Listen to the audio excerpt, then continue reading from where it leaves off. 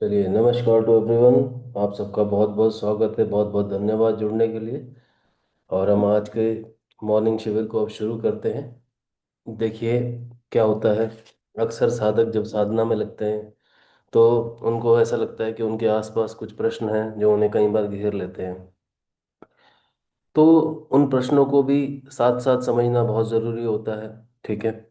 अब जो कल किसी साधक का जो प्रश्न था वो ये था कि जो थोड़े से परेशान भी थे, तो उन्होंने कहा कि ये बताइए गुरुजी कि आत्मा जन्म ही क्यों लेती है। आत्मा को आखिरकार क्या है ऐसा कि आत्मा क्यों जन्म ले रही है। तो देखिए, इसको देखने के बहुत सारे नज़रिए हैं, इसको देखने के बहुत सारे तरीके हैं, मगर एक बहुत ही, कहते हैं ना, लेमैन वे में अगर हम चीज़ों को समझने की कोशिश करते हैं, हम आज भी इतने बड़े नहीं हुए कि हम आत्मा परमात्मा इन चक्रों में ज़्यादा पढ़ें। बट हाँ, साइंटिफिक वे में अगर हम बात करते हैं कि हम कैसे समझें, तो जितनी मेरी अनुभव की समझ कहती है, ना कि किसी किताबों से ना कुछ और, जो मैं अपने अनुभव से मतलब महसूस करता हूँ, मैं आपसे वही शेयर कर रहा हूँ कि आत्मा जो है आखिरकार ऐसा क्या कारण है जो वो पृथ्वी पे बार बार जन्म लेती है, ऐसा क्या कारण है।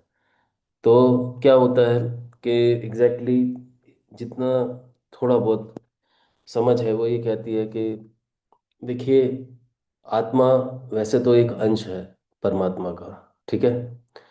और जब परमात्मा का ये अंश है तो फिर ऐसा क्या हुआ कि ये जो है परमात्मा के अंदर ही स्थित रहता है, ये परमात्मा से अलग क्यों हुआ। परमात्मा से अलग होने का सिर्फ इसका एक कारण है, वो है भटकाव, यानी कि माया। कहते हैं कि जब जब कोई आत्मा जो है यजुर्वेद और बहुत सारे ये वेद और उपनिषदों के अपने अपने दृष्टिकोण हैं, गरुड़ का अपना दृष्टिकोण है आत्मा को लेके। तो मैं थोड़ा सा उन चीज़ों को भी टच करते हुए निकल रहा हूँ। तो उसमें ये कहा जाता है कि जब जब आत्मा जो है वो माया के प्रभाव में आ जाती है, ठीक है, और जैसे ही वो माया के प्रभाव में आती है, तब जो है वो शरीर चाहती है। अब जब उसे शरीर चाहिए तो डेफिनेटली शरीर क्या है, शरीर को भी समझिए। शरीर एक ऐसा उपकरण है जिसमें पांच इंद्रियां लगी हैं। अब ये जो पांच इंद्रियां हैं ये क्या करने वाली हैं, ये आपको मदद करेंगी। किस चीज़ के लिए मदद करेंगी? आपको भोगने के लिए मदद करेंगी। ठीक है ना। अब ये जो भोगने वाला जो तत्व है, इसको भी हमारे को समझना पड़ेगा कि अ, मतलब हमारी इंद्रियां बेसिकली एक तरह से जब भोग कर लेती हैं, जब संतुष्ट हो जाती हैं, तब आत्मा की आगे की यात्रा शुरू होती है। अब ये जो सारी चीज़ें हैं, ये सुपरफिशियल लेवल पे मेरे बातें करने से एक्चुअल में आपको समझ नहीं आएंगी। आप अपने जीवन को जब तक खुद नहीं देखोगे, कि देखा जाए तो अगर मैं आपसे पूछता हूँ कि आप क्यों स्टक हैं, आप यहाँ पर ऐसा क्या कर रहे हैं। अक्सर गरुड़ पुराण का दृष्टिकोण ये कहता है कि जैसे ही एक आत्मा की जब मृत्यु होती है तो 13 दिनों के लिए पोर्टल खोला जाता है। और वो पोर्टल क्लियर कट इस तरह से इंस्ट्रक्शन देता है कि यदि आप चाहो तो पृथ्वी पे वापस जाओ, यदि आप चाहो तो पृथ्वी पे वापस ना जाओ। ठीक है। परंतु मृत्यु होने के साथ साथ ही तीन तरह की कैटेगरीज में आत्माओं को बांटा जाता है। एक होती हैं ऐसी आत्माएं जो कि बिल्कुल निकृष्ट हैं। ठीक है। निकृष्ट इन द सेंस कि उनका अपने कर्मों पे कोई कंट्रोल नहीं है। वो किसी भी तरह से कर्म को, कहते हैं ना, अच्छे फॉर्मेट में देखती है ना बुरे फॉर्मेट में। उन्हें जो चाहिए वो उस चीज़ को प्राप्त करने के लिए साम दाम दंड भेद कुछ भी कर सकती हैं। ठीक है। एक आत्माएं ऐसी होती हैं जो कि उत्कृष्ट आत्माएं हैं। उत्कृष्ट आत्माएं बेसिकली वो आत्माएं हैं जो ये समझ चुकी हैं, जो उस यात्रा को पूरा कर चुकी हैं, यानी कि उस डॉट से जहाँ पर आपकी इंद्रियों का भोग था, वहाँ से शुरू होके काफ़ी हद तक आगे आ चुकी हैं, और जो ये समझ चुकी हैं कि ये इंद्रियों के भोग के आगे की यात्रा बहुत ज़रूरी है। तो उन्हें हम उत्कृष्ट जो है आत्माएं बोलते हैं। तो ये जो उत्कृष्ट आत्माएं होती हैं, ये भी एक तरह से पावर रखती हैं गर्भ के चुनने में। इस प्रकार से देखा जाता है कि जैसे ही मृत्यु होती है, हजारों सैकड़ों जोड़े जो है संभोग करते हुए दिखते हैं। और जो मैंने आपको दो प्रकार की आत्माएं बताई, उनके उपयुक्त या उनके लिए तो गर्भ जो है इतनी आसानी से अवेलेबल नहीं होते। परंतु बीच में एक और कैटेगरी की आत्माएं होती हैं जिनका नंबर बहुत ज़्यादा होता है। तो वो जो आत्माएं होती हैं वो तुरंत ही जो है किसी भी गर्भ को चुनती हैं और अपनी आगे की यात्रा में निकल जाती हैं। अब कारण क्या है? एक्सपीरियंस या तजुर्बे के बेस पे ये देखा गया है कि कुछ आत्माएं जो हैं यहाँ पर भोगने के लिए आती हैं, कुछ आत्माएं जो है ऐसी होती हैं जो यहाँ पर अपनी साधना पूरी करने आती हैं, कुछ आत्माएं ऐसे भी होती हैं जो पृथ्वी के ऊपर अपने बदला लेने की दृष्टिकोण से भी आती हैं, कुछ आत्माएं ऐसी भी होती हैं जो कुछ पाना चाहती हैं, यानी कि मटेरियलिस्टिक दौड़ में पीछे रह गई हैं, परंतु उनका जो भोग का जो कह लीजिए कि एक तरह से कोटा होता है, वो भोग जो है उनका पूरा नहीं हुआ है और वो भोग को करना चाहती हैं। तो ये चार पांच मूलभूत कारण हैं जिनके कारण आत्माएं जो है पृथ्वी पर आ रही हैं, और ये आत्मा एक्चुअल में मूलभूत तौर पे परमात्मा का ही एक तरह से अंश है, शांत है, प्रकाशमय है। परंतु ये अपना प्रकाश कब खो देती है? जब ये माया के प्रभाव में आती है। आप ध्यान की विधियों में बैठे हैं, आप कहोगे कि मैं आपसे ये बातें क्यों कर रहा हूँ। इन बातों को करने के पीछे एक और भी कारण है, वो बहुत गहरे में, क्योंकि ये जो प्रश्न है वो किसी साधक के द्वारा आया है। और मैं बार बार आप लोगों को ये बात बोलता हूँ कि हर एक साधक जो है, जब तक एक एक एक करके अपने षड विकारों को देखना नहीं शुरू करेगा, तब तक उसकी यात्रा शुरू नहीं हो पाएगी। तो आपके जो षड विकार, जिसे हम काम क्रोध लोभ मोह बोलते हैं, काम क्रोध लोभ मोह, ये अहंकार, ये जो सारे षड विकार हैं, आप पाएंगे कि उत्कृष्ट से उत्कृष्ट आत्माएं भी जब एक भी किसी षड विकार को पकड़ लेती हैं तो फिर वो बर्बाद हो जाती हैं, यानी कि वो फिर से जो है अपना जो एक तरह से प्रकाशमय पुंज है वो छोड़ देती हैं। इसमें क्लासिक एग्जाम्पल के तौर पे आप रावण की आत्मा को ले सकते हो, जो ऊर्जा प्रकाश से भरी हुई थी, परंतु अहंकार के कारण जो है उसका अंत कैसा हुआ था। ठीक है। ये तो शुक्र है कि उनका जो मृत्यु है, वो उन्होंने उनकी जो मृत्यु है राम भगवान के द्वारा हुई है, तो उनको मोक्ष प्राप्ति जो है हुई है। मगर मोक्ष प्राप्ति अंत में होती क्या है? देखिए, उत्कृष्ट आत्माएं जो होती हैं और निकृष्ट आत्माएं जो होती हैं, इनमें सिर्फ एक ही फर्क है। निकृष्ट आत्मा जो होती है वो हमेशा शरीर के लिए तरस रही होती है, और ऐसा शरीर चुनना चाहती है जिसमें संस्कार नेगेटिवली पूरी तरह से उस डीएनए में भरे हों, जिसमें आपराधिक प्रवृत्तियां भी हों। वो चुनती हैं, जैसे मान लीजिए हिटलर की आत्मा, मान लीजिए और इस तरह के जितने भी डिक्टेटर्स हैं आज भी आप देखते हैं, और भी मैं नाम तो अब क्या लूँ, जितने भी आपको इवन तक पॉलिटिकल विल के जो कुछ ऐसे नेता दिखते हैं जो करप्ट हैं और किस तरह से काम करते हैं, आप सब हम सब देख रहे हैं, हम नाम तो नहीं लेंगे। परंतु आप देखिए, ये वो सोल्स हैं जिनको क्लैरिटी है कि उन्होंने गलत ही करना है, वो गलत करने के लिए ही पैदा हुई हैं और वो गलत ही करेंगी। वो निकृष्ट चुनती ही उसी दृष्टिकोण से है। ठीक है ना? तो उनको उस तरह का गर्भ चुनने में दिक्कत होती है और वो शरीर के लिए तरसती हैं। मगर इसके उल्टे, इसके विपरीत, जो उत्कृष्ट आत्माएं होती हैं वह रुकना चाहती हैं। वह कहती हैं कि हमें शरीर की ज़रूरत नहीं है, और वो शरीर के भार को भी छोड़ देना चाहती हैं। शरीर के भार को छोड़ देना, शरीर के भार को छोड़ देने का मतलब ये है कि कई बार वो सैकड़ों सालों तक बिना जन्म लिए भी आराम से जो है इसी वातावरण में अपना जो है एक तरह से निर्वाह करती हैं। अब आप कहेंगे कि क्या वो मोक्ष प्राप्त कर लेती हैं? यह पूरा का पूरा जो कंसेप्ट है, मोक्ष प्राप्त कर लेती हैं या नहीं कर लेती, ये बहुत गहरे में जाके कई जगहों पे हमारे शास्त्रों में क्लियर किया गया है। तो मोक्ष की यात्रा थोड़ी सी अलग है, परंतु उत्कृष्ट आत्माएं जो है कम से कम कुछ हजार साल तक तो अपने आप को होल्ड कर सकती हैं, और बहुत हल्के में वो अपना जीवन जो है निर्वाह कर सकती हैं इसी एनवायरनमेंट में।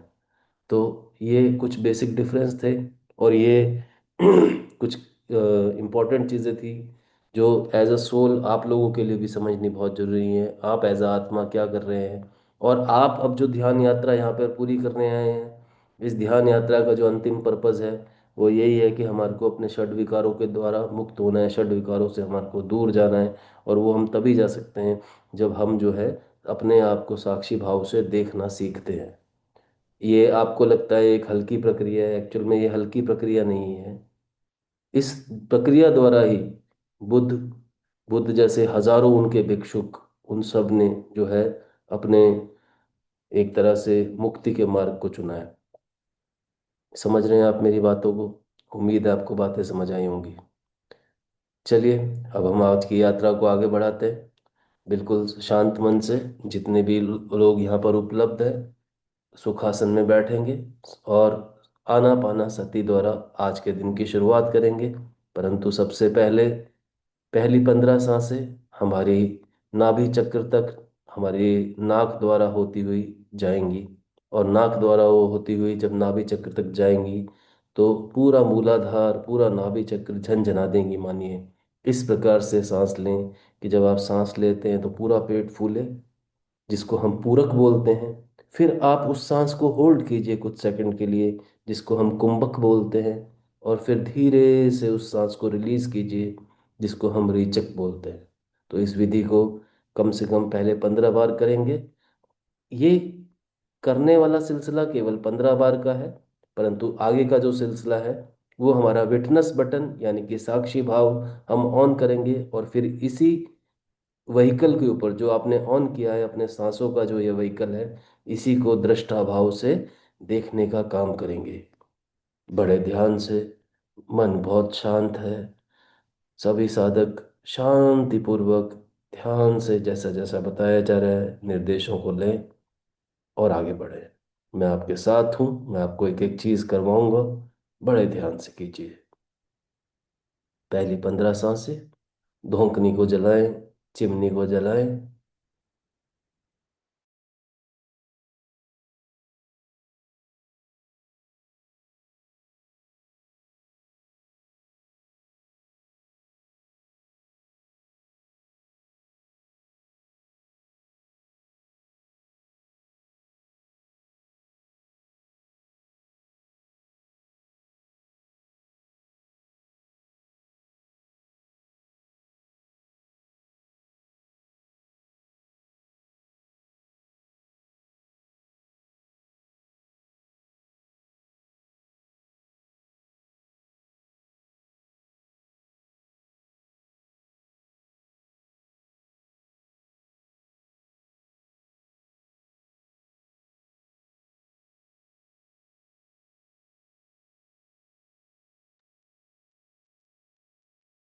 बहुत अच्छे से, बड़े शांत मन से अब देखने का काम शुरू करें धीरे धीरे।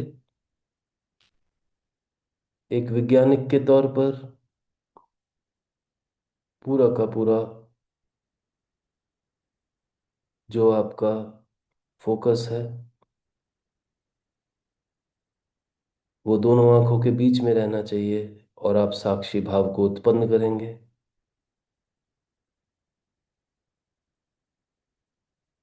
यदि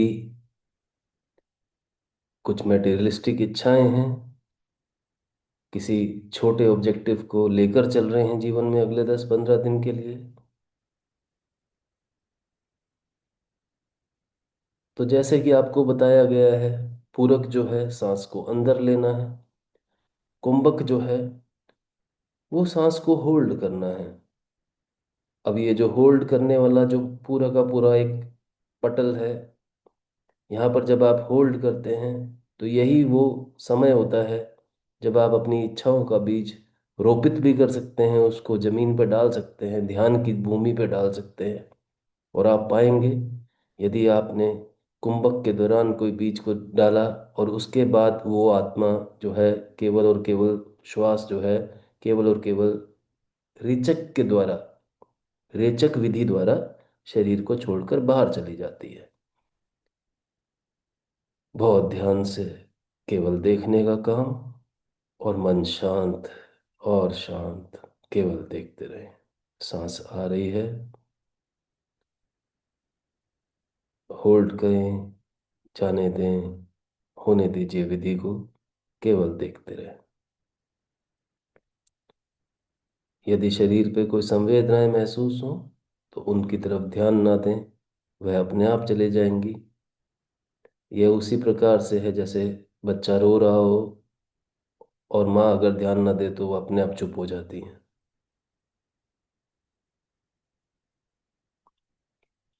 शांत मन से केवल देखने का काम कीजिए।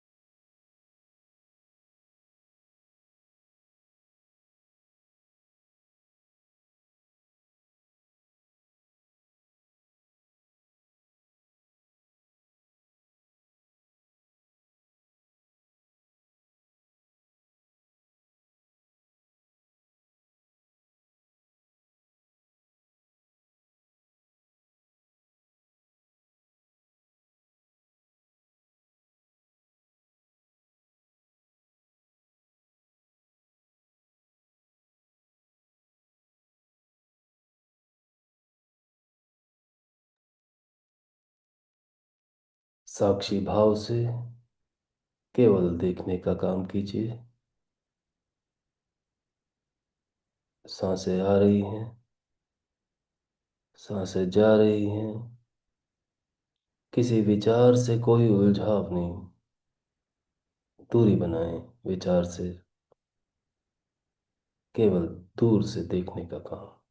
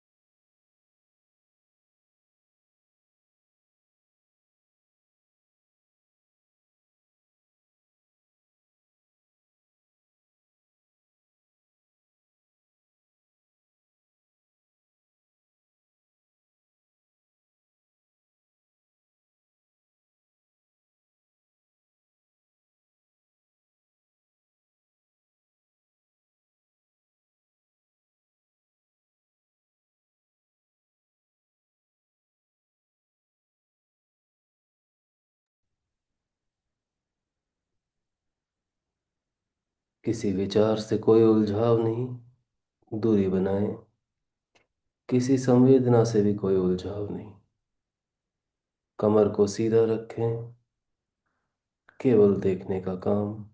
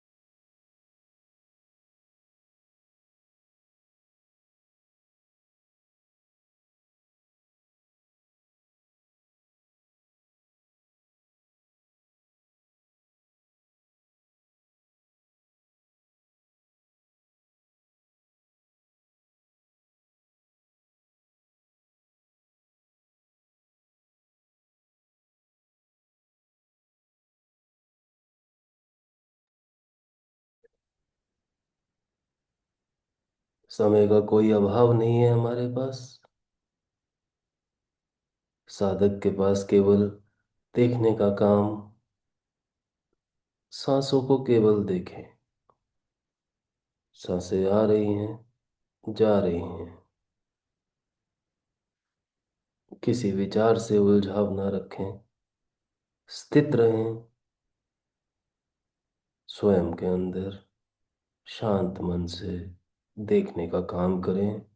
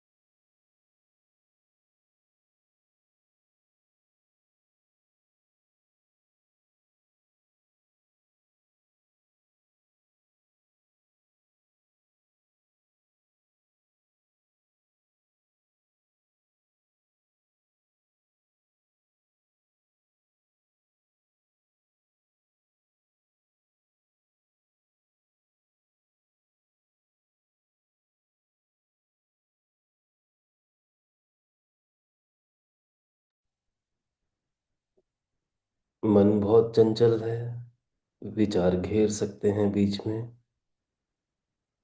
सजग रहें, सजग रहें, उलझाव न रखें, केवल विचारों को दूर से देखें और आए जैसे वैसे ही चले जाएंगे। शांत मन से। मन बहुत शांत है, केवल देखने का काम। बने रहें, देखते रहें, साक्षी भाव से।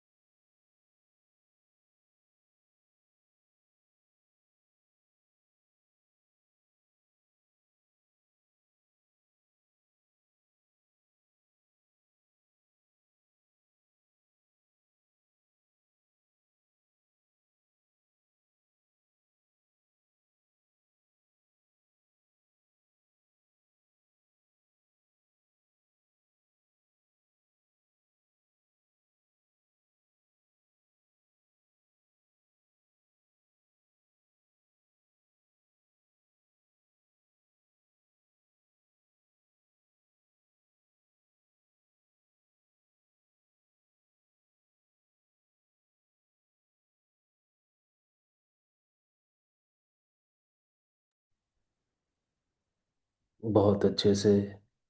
मन बहुत शांत है। केवल शांत मन से देखने का काम, साक्षी भाव को उत्पन्न रहें। विचार से उलझाव न रखें। मन चंचल है, विचारों से उलझाव न रखें। बने रहें केवल और केवल देखने का काम, शांत मन से।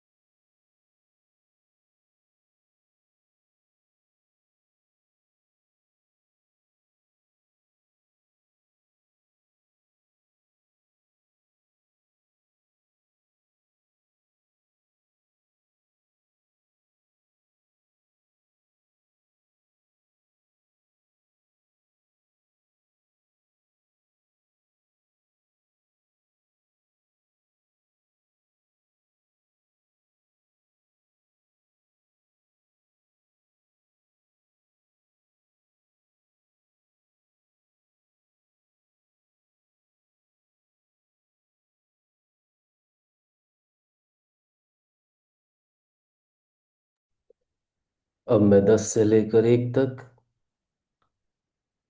उल्टी गिनती गिनूंगा। कुछ गहरे क्षण थोड़ा और गहरा उतरने का प्रयास करेंगे साधक। बहुत शांत मन से गहरे उतरने का प्रयास करें। देखने का काम, साक्षी रहने का काम, और गहरे में।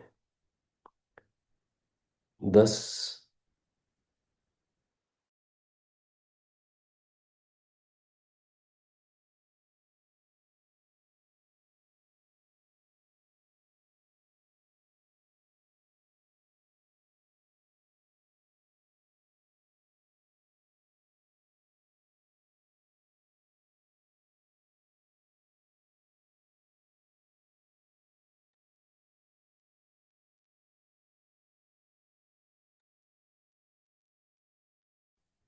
धीरे धीरे गहरा जाएं।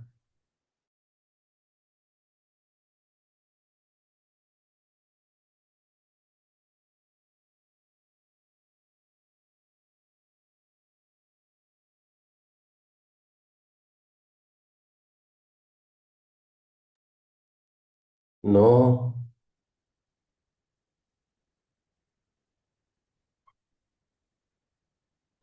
मन बहुत शांत है।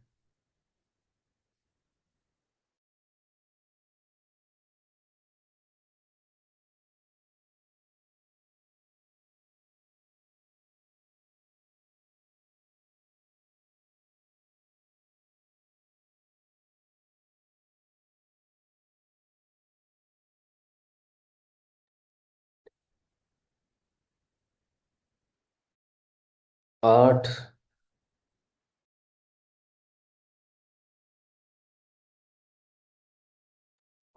शांत मन से बने रहें, केवल देखने का काम।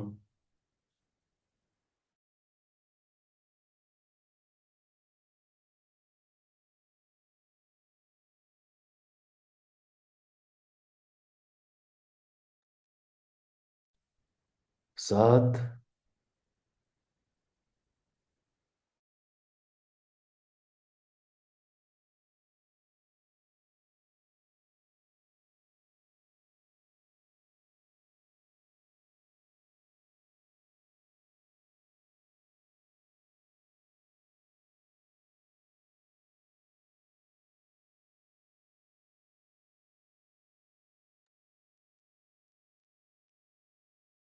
छः।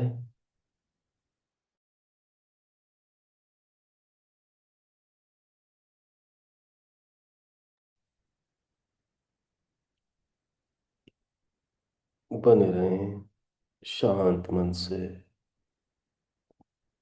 अंतिम कुछ घड़ियां हैं।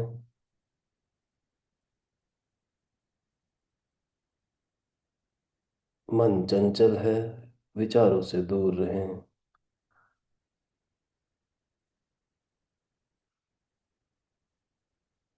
5।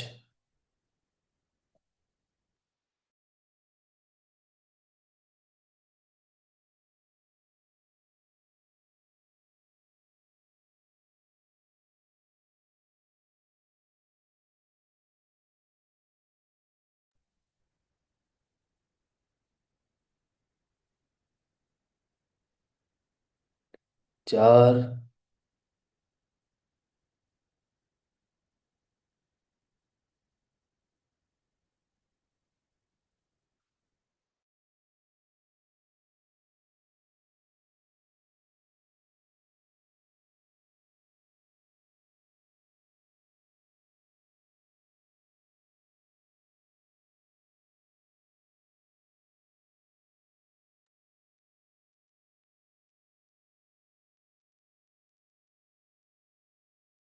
तीन।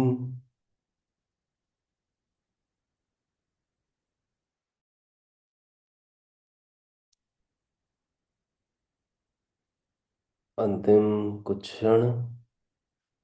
मन बहुत शांत है, केवल देखने का काम करें। मन भी चंचल है, विचारों से उलझाव न रखें।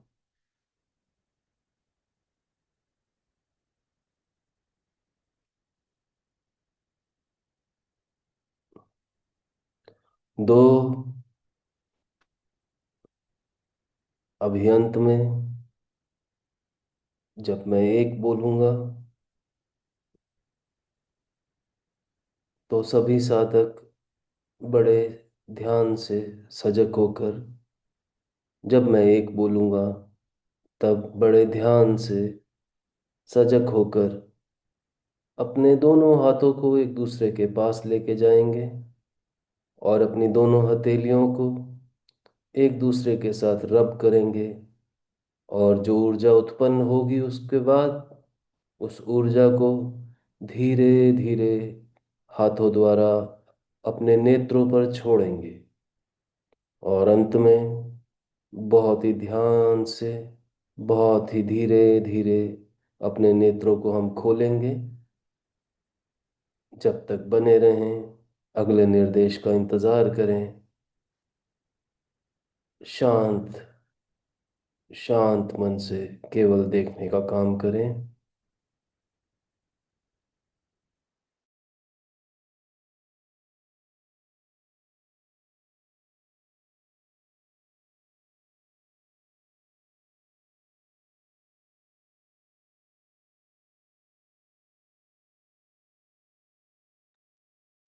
एक। अब बहुत सजग होके, बहुत धीरे धीरे प्रत्येक साधक दोनों हथेलियों को एक दूसरे के पास लेके जाएंगे। बहुत ध्यान से। ऊर्जा उत्पन्न हो रही है, हाथ गर्म हो रहा है, और धीरे धीरे उस ऊर्जा को अपने नेत्र पे ले जाकर छोड़ना है।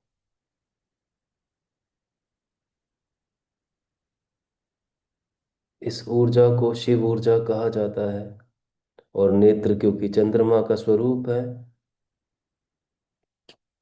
इसके बाद साधक आंखें खोलने की जल्दी ना करें। बहुत ध्यान से धीरे धीरे आंखें खोलने का काम करना है अब। बहुत शांत मन से धीरे धीरे आंखें खोल दें। धीरे धीरे आंखें खोल दें, शांत मन से। ओम गण गणपते नमः। ओम गण गणपते नमः। गणपति जी के आह्वान के साथ आज के दिन की बेहतरीन शुरुआत करने जा रहे हैं।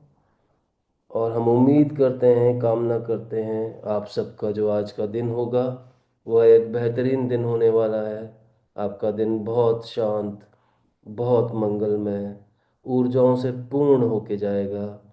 हम इस बात का उम्मीद करते हैं।